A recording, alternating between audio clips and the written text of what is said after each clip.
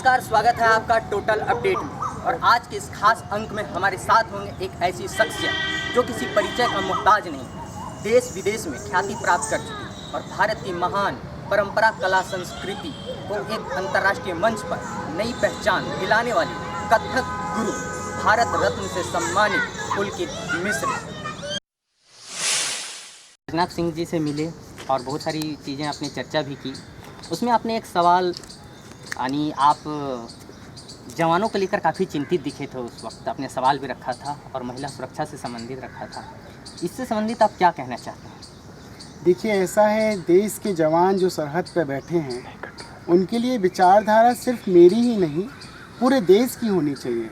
हम लोग क्या करते हैं कि 26 जनवरी मनाते हैं, 15 अगस्त मनाते हैं, हम एक दिन उन शहीदों को ज़रूर याद करते हैं क्योंकि वो एक दिन निश्चित कर दिया गया है।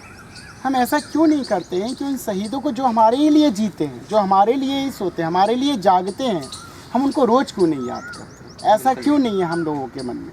आप देखिए कि कितने नौजवान रोज़ सीमा पे मरते हैं, कितने नौजवान, वो किसी माँ के बेटे हैं, किसी पत्नी की मांग का सुहाग हैं, किसी बहन के भाई हैं। आप देखिए, और वो सिर्फ किसके लिए सोच रहे हैं? अपने लिए नहीं, वो सिर्फ हमारे लिए सोच रहे हैं, इस देश के लिए सोच रहे हैं। क्योंकि जब वो जागते हैं तब हम लोग सोते हैं, और जिस दिन वो जागना बंद कर देंगे हम लोगों की नींदें खराब हो जाएंगी। तो मुझे ये लगता है कि मेरा विचार क्यों है, ये पूरे देश का विचार होना चाहिए।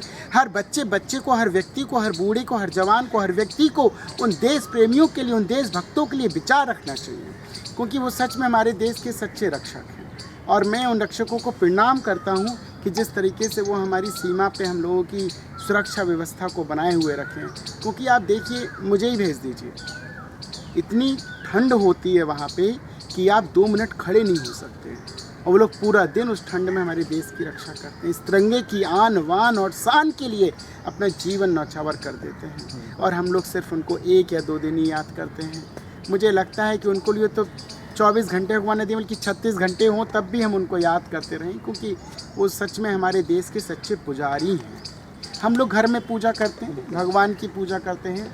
मुझे लगता है कि सच्चा पुजारी तो सिर्फ वही है जो देश की सीमा पे हमारी रक्षा के लिए, इस देश की आन बान शान के लिए, इस देश की पूजा कर रहे हैं। अभी मैंने देखा, एक वीडियो टीवी पे आया था, एक नौजवान थे जिन्होंने दाल दिखाई, ये सब्जियां दिखाई, जो बहुत गलत था, जिसको लेके मैं खुद मिला था गृह मंत्री जी से।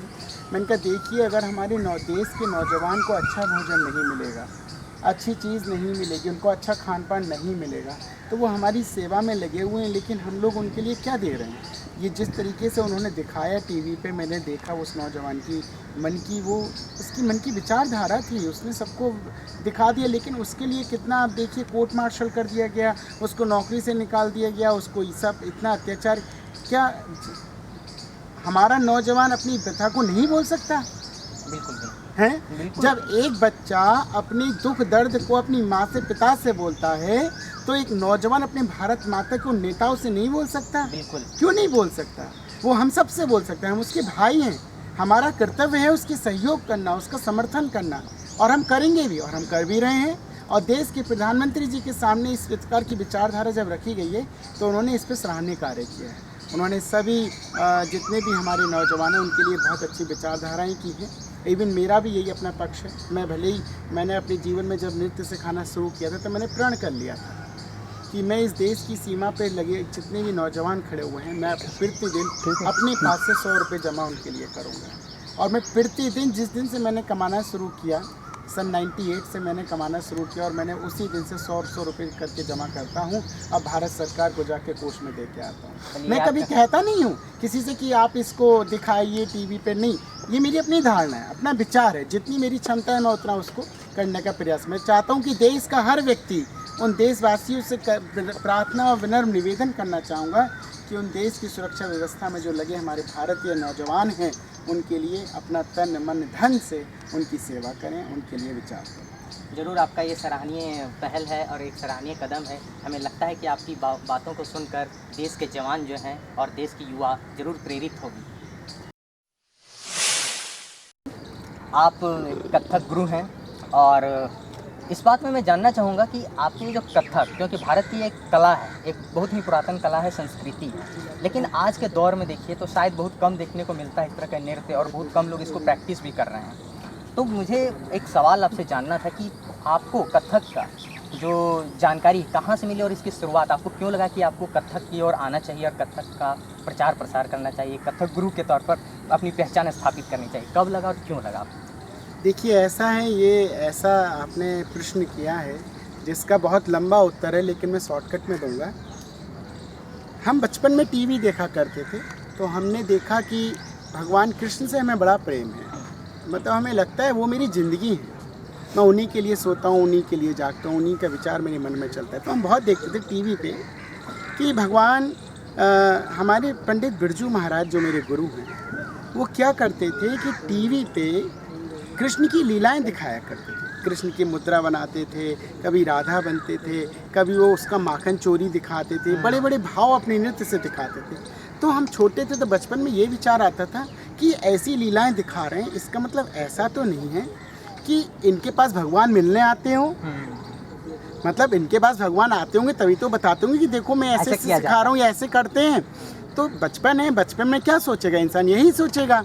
तो हमने बड़ा मन बनाया कि हमको तो इन्हीं से मिलना है और इनसे इस कला को सीखना है। तो बस हमने कुछ नहीं सोचा, विचार किया, और एक अखबार में महाराज जी का ऐड निकला बड़ी प्रतीक्षा के बाद, बड़े दिनों बाद। तो हमने सोचा हम इनसे गुरु से ज़रूर मिलेंगे, सीखेंगे।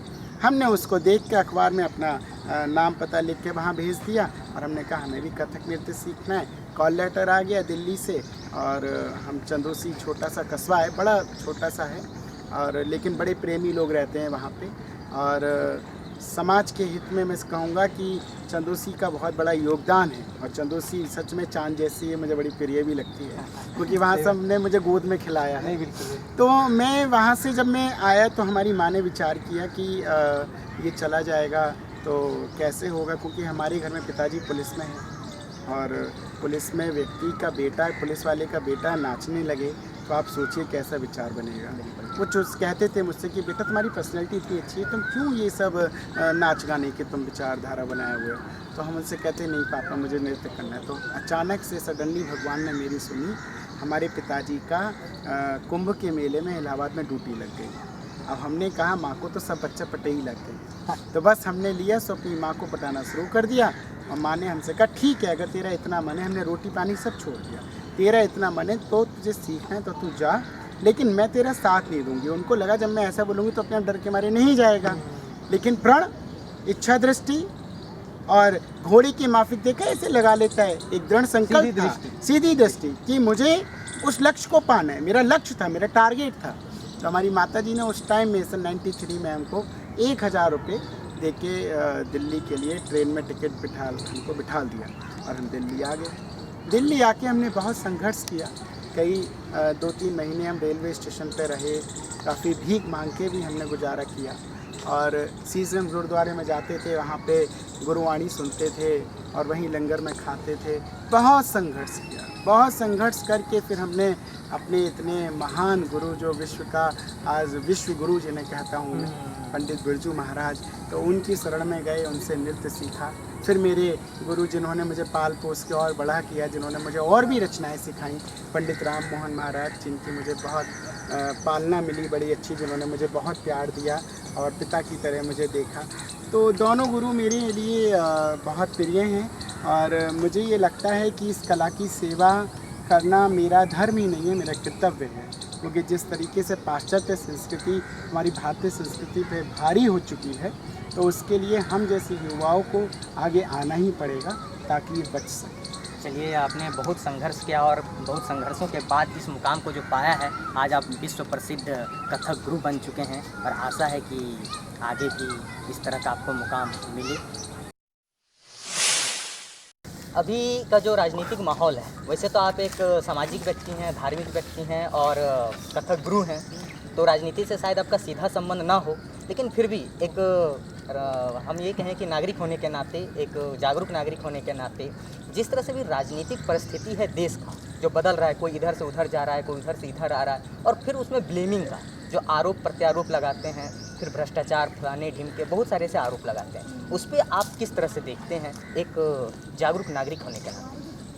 देखिए, ऐसा है, पार्टी चाहे कोई भी हो, मैं ये नहीं कहता कि बीजेपी हो या आम आदमी पार्टी हो, कांग्रेस हो या बसपा हो या सपा हो, हर पार्टी में मैं कहना चाहूँगा सभी सम्मान्य नेताओं से कि आरोप और प्रत्यारोप की राजनीति को बंद कर देना चाहिए। इस देश की भोली भाली जनता आपको मत देकर एक ऐसे पद पे बिठाती है जिस पे आप देश का, समाज का निर्वाह करते हैं, फिर आप लोग आरोप प्रत्यारोप करके उन लोगों का विश्वास भी नहीं जीत पाते, क्योंकि हम तो विश्वास करके आपको देते हैं, आरोप प्रत्यारोप करके आप उनके विश्वासघात करते हैं उस भोली वाली जनता के साथ। मुझे बड़ा दुख होता है। लेकिन मैं एक बात और कहना चाहूँगा आपके चैनल के माध्यम से कि जिस प्रकार अभी मैं देख रहा हूँ कि भैया उसने उसके ऊपर प्रत्यारोप लगा दिया, तो दूसरी पार्टी क्या करती है, अरे भाई बहुत बढ़िया नेता है, बड़ा नेता, लाओ इसको हम अपने पास ले लें। ऐसा करते हैं लोग। अब बहुत सारे बड़े बड़े नेता हैं, कई सारे सोच रहे हैं हमने केजरीवाल पे आरोप लगा दिया है तो अब बीजेपी ज्वाइन कर लें या बीजेपी वाले हमको बुला लें। हैं, कितने भी हैं, बहुत सारे हैं। लेकिन मैं कहना चाहूँगा कि ये पार्टी की भी कमी कहूँगा। अगर पार्टी ने ऐसे नेताओं को अपनी पार्टी में जगह दी तो मैं कहूँगा कि पार्टियाँ गलत कर रही हैं। क्योंकि मुझे बड़ा दुख होता है इस बात का कि जब वो लोग अपनी पार्टी में रह के, मान लो सपोज आम आदमी पार्टी का कोई भी नेता हो, जब वो इलेक्शन लड़ता है तो आप देखिएगा कि कितना हमारे प्रधानमंत्री नरेंद्र मोदी जी को उन्होंने कितना गंदा कहा, कितना उनके लिए बुरी गालियां तक उन लोगों ने बोली, और कितना भारतीय जनता पार्टी के लिए कितना बुरा भला वो लोग अपनी राजनीतिक कैरियर को चमकाने के लिए बोले। लेकिन हमारे दिल्ली के या हमारे जितने भी बड़े नेतागण हैं कि वो उन सब चीज़ों को भूल जाते हैं कि जिस व्यक्ति ने कल हमको गालियां दी, जिस व्यक्ति ने भारतीय जनता पार्टी को बुरा बोला, जिस व्यक्ति ने देश के सर्वोच्च पद पर बैठे प्रधानमंत्री को उल्टा सीधा बोला, और आज हम लोग उन्हीं को अपनी पार्टी में ले लेते हैं। और जो लोग 50 वर्षों से, 40 वर्षों से, 30 वर्षों से इस देश की पार्टी की सेवा कर रहे हैं, पार्टी में बेचारे छोटे पदों पे हैं, सेवा कर रहे हैं, और उनको मौका न दे के तुरंत वो आएंगे, भैया उनका नाम हो गया, उन्होंने खूब आरोप प्रत्यारोप करे थे, पब्लिक उनको जानती है, लिया तो विधायक का टिकट उनको दे दिया, और जो 50 साल से सेवा कर रहा है उसको बेचारे को दरकिनार कर देते हैं। मैं ये कहना चाहूँगा राजनीतिक गुरुओं से, जो राजनीति में अपने आप को बड़ा प्रखंड विद्वान मानते हैं, कि आप उनको लीजिए, मैं मना नहीं करता हूँ, अगर वो अपनी पार्टी छोड़ के आना आप उनको स्वागत करिए, लीजिए, लेकिन कम से कम 10 वर्ष उनको पार्टी की सेवा कराइए। आते ही उनके हाथ में लड्डू मत दे दीजिए कि आप भैया, अब हमें नाम लेने को तो नाम भी ले दूंगा, मेरे को किस बात का डर है, मैं तो सामाजिक व्यक्ति हूँ। कपिल शर्मा हो गए, साजिया इल्मी हो गई, ये इन लोगों ने कितना बुरा भला बोला हमारे प्रधानमंत्री जी के लिए, और आज ये लोग हमारे उसी पार्टी में आके मनोज तिवारी जी के साथ पीछे बराबर से बैठ के अपने कंधे से कंधे मिला के चल रहे हैं। क्यों भाई? मैं तो मनोज तिवारी से कहूँगा कि तुमने क्यों इन लोगों को आमंत्रित किया, और किया भी तो इनको कहो पहले देश की सेवा करो, पहले पार्टी की सेवा करिए, तब उसके बाद हम सोचेंगे कि आपको पद दिया जाए या नहीं दिया जाए। उनको ऐसे ही लड्डू नहीं देने चाहिए। मैं हर उस नेता के साथ हूँ जो 50 वर्षों से पार्टी की सेवा कर रहा है, लेकिन उसको पार्टी में जब इलेक्शन टिकट देने की बात आती है तो उसको दरकिनार करके, और जो नेता पार्टियाँ छोड़ के आते हैं और अपनी पार्टी छोड़ के उनको टिकट दे दिया जाता है। मैं इसके पूरी तरह से खिलाफ हूँ, और मैं समझता हूँ कि पूरा समाज भी इसके खिलाफ है। बेशक मुझे लगता है कि बहुत सारी राजनीतिक पार्टियां आपकी बातों को सुन रहे होंगे, बहुत सारे नेता सुन रहे होंगे और सुनेंगे भी, और मुझे लगता है कि इस पर अमल करेंगे कि जो ज़मीनी कार्यकर्ता हैं उसकी पार्टी के, उसे मौका पहले मिले, और बाद में आने वाले नेताओं को मौका ज़रूर मिले, लेकिन उनकी प्रायोरिटी बाद में मिले। गुरुजी, आप एक कथक गुरु के साथ साथ एक सामाजिक व्यक्ति भी हैं और एक धार्मिक व्यक्ति भी हैं, और आपने जिस तरह से अपने शादी के कार्ड में प्रधानमंत्री के यानी भारत सरकार की योजनाओं को जिस तरह से छपाया, एक आपका मकसद था कि गरीब और बाकी लोग तक, ग्रामीण स्तर तक के लोगों तक ये संदेश पहुँचे। आपको भारत सरकार के कौन सी ऐसी योजनाएं हैं जो सबसे ज़्यादा आपको प्रभावित करती? और ये सवाल मेरा शायद इसलिए होगा क्योंकि आपने कुछ दिन पहले, या मैं कहूँ कि कुछ महीने पहले, गृह मंत्री से भी, राजनाथ सिंह जी से भी मुलाकात की थी, और महिला सुरक्षा के संबंध में आपने उनसे बहुत ही बुनियादी तरीके से बात की थी। साथ ही सेना के संबंधित यानी युवाओं के संबंधित आपने भी बात की थी। तो आपको ऐसी कौन सी, क्या लगता है? देखिए, सबसे मुख्य जो बात है, मैं कहूँगा कि बेटी बचाओ बेटी पढ़ाओ, ये एक ऐसा मुद्दा है जो आज के समय में मुझे लगता है इसको बहुत ही इसके लिए अग्रसर होकर हम सबको सोचना होगा, क्योंकि जब तक बेटी पढ़ेगी, जो उनका मुख्य जो मुझे वैसे तो उनके कई सारे जितनी भी योजनाएं सभी बहुत अच्छे हैं, सफाई अभियान हो गया, अपना बेटी बचाओ हो गया, बेटी बचाओ बेटी पढ़ाओ हो गया, गैस के लिए LPG के लिए जिस तरीके से उन्होंने छोटे छोटे गांव में छोटे छोटे गरीब तबके के लोगों को उन्होंने विचार बनाया कि उन तक ये साधन पहुँचे।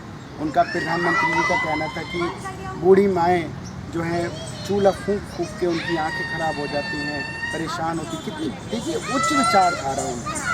तो देखा जाए तो उनकी सभी जितनी भी योजनाएं हैं सब बहुत ही सराहनीय हैं, लेकिन जो मुख्य है वो बेटी बचाओ बेटी पढ़ाओ, क्योंकि जब तक इस देश की बेटी जब पढ़ जाएगी तो देश अपने आप में उन्नति कर लेगा, क्योंकि बेटी एक घर को नहीं चलाती है, एक परिवार को नहीं चलाती, एक संसार की प्रक्रिया को चलाती है, एक प्रकृति को चलाती है, एक नए परिवार को जन्म देती है। तो जब तक बेटी पढ़ी लिखी नहीं होगी तो परिवार कैसे चलेगा? इसलिए बेटी का पढ़ाना, बेटी को अच्छी योग्यता देना, बेटी को एक अच्छे, क्योंकि योग्यता से ही मार्गदर्शन अच्छा होता है। जब बेटी योग्य होगी तो अच्छा मार्गदर्शन करेगी परिवार का, घर का। तो इसलिए बेटी बचाओ बेटी पढ़ाओ बहुत मुख्य है। और रहा दूसरी बात कि मैंने राजनाथ जी से मुलाकात की थी, मैंने एक संबंध में एक चीज़ उसमें और जोड़ना चाहूँगा। उसमें आपने एक चीज़ और राजनाथ जी श्री गृह मंत्री से आपने मांग की थी कि युवाओं को राजनीति में भी आना चाहिए। शायद आपके मन में ऐसा कौन सी विचार रही हो कि आपको युवाओं को राजनीति में लाने का एक ख्याल आया है? देखिए ऐसा है, हम बहुत चीज़ देखते हैं, मैं क्योंकि समाज से जुड़ा हूँ तो सभी लोग मेरे पास युवा भी आते हैं, बुजुर्ग भी आते हैं, हर तरीके के व्यक्ति आता है। तो मैं युवाओं की बातों को जब सुनता हूँ, उनके अंदर की जो उत्तेजना है, देश के प्रति कुछ कार्य करने की क्षमता है, तो मुझे लगता है कि क्यों ना उनको इस देश की सेवा में लगाया जाए, ऐसे युवाओं को राजनीति में लाया जाए जिनकी विचारधारा देश की सेवा के लिए है। ऐसे लोगों को जब हम लाएंगे तो सच में मुझे लगता है कि देश की राजनीति में एक बदलाव आएगा। जिस तरीके से इस समय आप देख रहे हैं कि प्रधानमंत्री जी ने बहुत अच्छी विचारधारा के साथ कई युवाओं को उन्होंने अपने मंत्रालय में जगह दिया है, और ये बहुत बड़ी बात है। हमारे प्रदेश के अध्यक्ष भी मनोज तिवारी जी को भी उन्होंने इतना बढ़िया पद दिया, और उनके जो मार्गदर्शन में किस प्रकार दिल्ली का एक मार्गदर्शन हो रहा है। तो युवाओं को लाने का मेरा महत्व बस यही है, क्योंकि युवा की जो सोच होती है वो देश के प्रति कुछ करने या कुछ कर गुजरने की सोच होती है। अच्छा, दूसरा क्या है कि जब तक हम उनको चांस नहीं देंगे, हम उनको मौका नहीं देंगे युवाओं को कुछ करने के लिए, तो बेचारे वो क्या करेंगे? वो अपनी विचारधाराओं को बस अपने घर तक सीमित रखते हैं, या समाज में 2-4 लोगों को बैठ के अपनी बात को कह देंगे, लेकिन उनको लाना बहुत जरूरी। गुरुजी, बॉलीवुड में अभी एक क्रेज है और एक नया तरह का ट्रेंड है, लेकिन आप एक कथक गुरु हैं और आपके गुरु महाराज बिरजू महाराज जी, जिन्होंने बॉलीवुड में कथक को बहुत सारे कलाकारों को सिखाया और एक नए कीर्तिमान स्थापित किया। लेकिन आज के संदर्भ में देखें तो बॉलीवुड में वो कथक या हमारी पारंपरिक नृत्य जो है उसकी कोई मुकाम पहुँचता हुआ दिख नहीं रहा है। हम चाहते हैं या हम आपसे जानना चाहते हैं कि आप कथक के क्षेत्र में या पारंपरिक नृत्य के क्षेत्र में ऐसा कौन सा विचार है आपका जिससे कि बॉलीवुड में एक नई पहचान बने और हर घर में एक कहे कि इसकी पहचान बन सके? देखिए, बॉलीवुड में खाली महाराज जी ने ही नहीं, काफ़ी गुरुओं ने काम किया है। पंडित हमारे अक्षन महाराज जी थे, इवन मैं कहूँगा लच्छू महाराज जी का तो बहुत बड़ा योगदान रहा है। उन्होंने फिल्म पाकीजा में जिस तरीके से नृत्य सिखाया, और हमारे गुरु महाराज जी ने तो कई विश्व रूपों में की, कई सारी मूवियों में काफ़ी अच्छे से। अभी रिसेंट की एक मूवी आई थी मोहे रंग दो लाल, जिसका वो गीत है दीपिका पादुकोण ने जो किया, तो बड़ा सुंदर। देखिए, इन सब चीज़ों से क्या होगा कि युवाओं में कला को सीखने का एक अच्छा ये प्लेटफॉर्म है, जिससे उन्हें पता चल रहा है कि अगर हम किसी फिल्म एक्ट्रेस को अगर बहुत इजीली अपने स्टेप्स, अपने हाथ, अपनी मुद्राएं चलानी है, तो शास्त्रीय विधा को सीखना बहुत अनिवार्य है। बिल्कुल, क्योंकि शास्त्रीय विधा से ही सारी नृत्य सीखते हैं। सारा सब कुछ जो भी निकला है, हमारी जो कला संस्कृति है, जो कथक नृत्य है, उसी से सब कुछ उपजा है। वो हमारी माँ है, मैं ऐसा कहूँगा, कथक हमारी माँ है, क्योंकि सब कुछ वहीं से उपजा है। तो मुझे लगता है कि युवा पीढ़ियों का, कि युवा पीढ़ी कैसे इस ओर आकर्षित होगी। देखिए, मैं भी एक युवा हूँ, आज आप मेरा इंटरव्यू ले रहे हैं, मुझे लोग देखेंगे तो अच्छा है, मेरे से देख के कई युवा इसमें आएंगे और आ भी रहे हैं। और जो हमारी भारतीय संस्कृति है, जब तक मैं जीवित हूँ इस धरती पे, तो इस भारतीय संस्कृति का परचम पूरे विश्व में लहराऊंगा। और इतनी किसी भी पाश्चात्य संस्कृति में इतनी हिम्मत नहीं है जो भारतीय संस्कृति को दबा सके। भारतीय संस्कृति इस देश की पहचान है, इस देश की एक ऐसा रूप है, एक ऐसा रंग है जिसमें आप देखिए गंगा जमनी तहजीब इसको भारतीय संस्कृति को बोला जाता है। आप देखिए कि इसमें किस प्रकार हम लोग, ये नृत्य कहाँ से आया, भगवान भोलेनाथ से आया। क्या कभी भगवान भोलेनाथ का अस्तित्व खत्म हो सकता है? बिल्कुल बिल्कुल। कभी कृष्ण का अस्तित्व खत्म हो सकता है? जब भोलेनाथ स्वयं, जब उन्होंने प्रकृति का, आप सोचिए कि नेचर जो आप देख रहे हैं, इस नेचर ने, जब माँ सती ने अपने आप को आत्मदाह कर लिया था तो भगवान शिव के डमरू से जो नाद निकले, जब भोलेनाथ ने नृत्य किया था तो बोल निकले थे। सारी पृथ्वी, आकाश, जल, वायु, पृथ्वी सब ने बोल निकला। वो जो जल का बोल था, पहाड़ का बोल था, धा ता का थूंगा धा गे धी गे ता धा धिन ता धित ता गिड़ धा, ऐसे बोल तक का थूंगा तकिट तका ते का ते गदे गिने किड़दा ते धा निदा निदा, ऐसे बोल जब निकले जब प्रलय के दौरान, तो वहाँ पे जब माँ पार्वती ने भस्मासुर का वध करके जब अपने आप को श्रृंगार रूप में नृत्य किया, ता थी तत थी आ थी तत थी, इतना सुंदर नृत्य करके जब उन्होंने खुशी को जाहिर किया कि मैंने एक राक्षस का वध किया है, तो उसी प्रकार का एक अंदर से खुशी होती है। हम कुछ किसी बुराई के ऊपर जब विजय पा लेते हैं तो कितनी खुशी होती है। तो आप देखिए कि पाश्चात्य संस्कृति एक बुराई है और भारतीय संस्कृति एक अच्छाई है। आप इसको अपनाएंगे तो आपका माइंड फ्रेश रहेगा, आपका मन खुश रहेगा, आप सबको अपनी खुशी को दूसरों तक खुशियाँ दे सकते हैं। तो ये तो भारतीय संस्कृति तो ऐसी मैं समझता हूँ कि जब तक भगवान का नाम इस पावन युग में रहेगा और जो कभी मिट नहीं सकता, तो भारतीय संस्कृति हमेशा रहेगी, इसको कोई नहीं मिटा सकता। बस बशर्ते यही है कि युवाओं को आकर्षित किया जाए, और कैसे आकर्षित किया जाए, आप जैसे हम हैं, गुरुओं की हमको देख के जिम्मेदारी। आकर्षित होंगे। हम भी युवा हैं, मेरे पास तो नन्हे नन्हे बच्चे हैं, आप उनको देखिए, वो भी तो अभी आगे चल के युवा बनेंगे। जब वो, उनको मैंने अभी से वो परंपरा सिखाई है कि भूमि परिणाम क्या होता है, तत्कार कैसे होती है, आपको बोलना कैसे है, बात कैसे करना है, तो वो धीरे धीरे धीरे धीरे उस चीज़ को वो लोग सीखेंगे। और वो जब मैं उन्हें सिखा रहा हूँ, अभी से आप देखिए मेरे पास 4-4 साल के बच्चे हैं, 5-5 साल के बच्चे नृत्य सीखना शुरू करते हैं। 4 साल से लेकर 50 साल तक की लड़की को मैं नृत्य सिखाता हूँ। हमारे साथ कथक गुरु पंडित पुलकित मिश्र जी, जो भारत गौरव से सम्मानित हैं। तो इन्होंने बहुत ही बेबाकी से जवाब दिया और हमें उम्मीद है कि इनकी बातों को लोग अमल में लाएंगे। कैमरा पर्सन कबीर अली के साथ अनिल कुमार, टोटल अपडेट, नई दिल्ली।